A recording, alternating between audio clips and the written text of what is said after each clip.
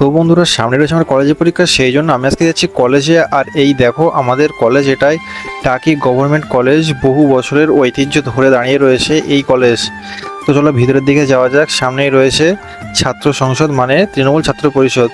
তো আমরা এখন ঢুকে গেছি। এখানে দেখছি দাদারা পরীক্ষার যে অ্যাডমিট কার্ড, সেটা কিন্তু সম্পূর্ণ ফ্রিতে ছাত্রছাত্রীদের হাতে তুলে দিচ্ছেন।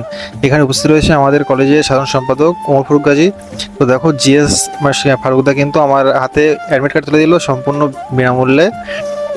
তো এখানে গিয়ে সবাই রেজিস্ট্রেশন নাম্বার বলছে, আর সেই সঙ্গে সঙ্গে কিন্তু অ্যাডমিট কার্ড তুলে দেওয়া হচ্ছে। সঙ্গে এখানে উপস্থিত আছে ইউনিট প্রেসিডেন্ট রনিদা, ওধারে কিন্তু রহমান দাও একজন হাতে তুলে দিল অ্যাডমিট কার্ড। প্রত্যেকটা দাদা কিন্তু খুব হেল্প করছে সমস্ত ছাত্রছাত্রীদেরকে।